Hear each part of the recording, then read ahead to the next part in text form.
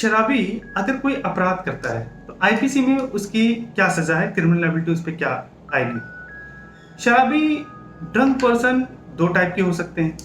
या तो ऐसा होगा कि उसको किसी ने शराब पिलाया है उसकी जानकारी के बिना, तब उस पर क्रिमिनल लायबिलिटी क्या आएगी। या दूसरी सिचुएशन ये हो सकती है कि उसने शराब खुद जानबूझ के पी है, उसके बाद वो क्राइम करता है, तो उस पर क्रिमिनल लायबिलिटी क्या होगी।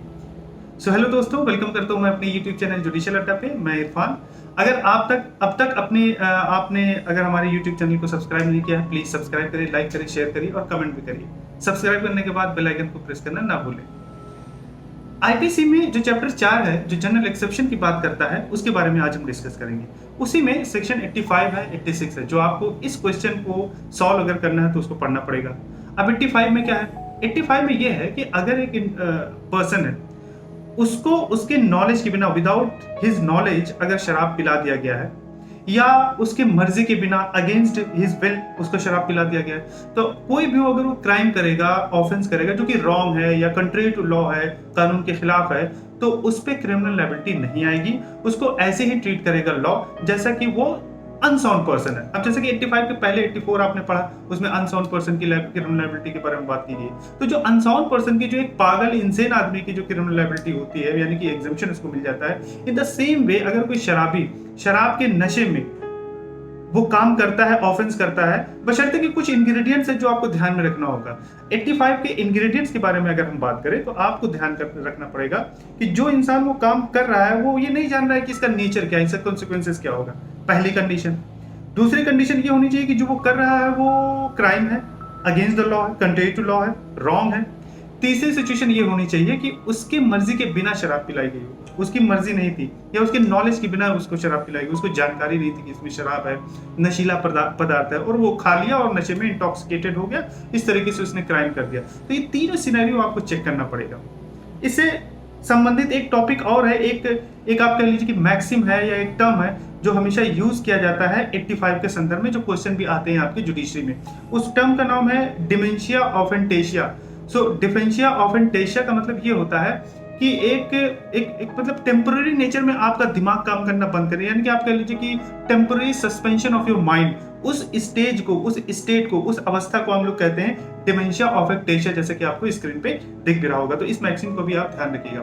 तो हमें 85 के सेक्शन से ये पता चलता है कि अगर एक पर्सन शराब पिए हुए है, उसको बिना उसके मर्जी के बिना शराब पिलाया गया था, उसको उसके नॉलेज के बिना शराब पिलाया गया था, जो भी वो ऑफेंस करेगा वो एग्जम्पशन उसको मिल जाता है। He is having the immunity from the criminal liability. तो उसको क्रिमिनल लायबिलिटी से इम्यूनिटी है। अब हम आते हैं 86 पे।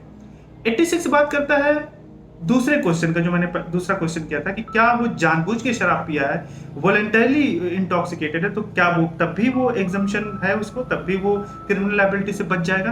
क्योंकि 85 जो बात करता है वो इन वॉलंटरली इंटॉक्सिकेशन की बात करता है, यानी कि बिना मर्जी की वो शराब पिया था।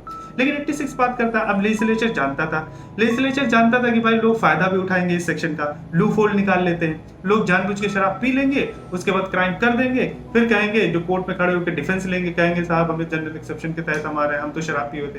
तो लेजिस्लेचर ने ये कहा आगे 86 में कि देखिए भाई, अगर आप जानबूझ के शराब पिए, वॉलंटरली शराब पिए, शराब पीते वक्त आप जान रहे थे, आप इंटेंशनली ऐसा जान रहे हो कि मैं ऐसा करूंगा, और जानबूझ के आप शराब पी लेते, फिर वो अपराध कर देते, तो इन सब सिनेरियो आप ऐसे ही ट्रीट किए जाएंगे कि जैसा एक नॉर्मल पर्सन ट्रीट किया जाता है। जिस तरीके से आप शराब नहीं पिए होते तो उस काम को जिस तरीके से जान रहे होते, ऐसे ही आपको ट्रीट किया जाएगा, और आप पे क्रिमिनल लायबिलिटी भी आएगी, आपको सजा भी मिलेगी।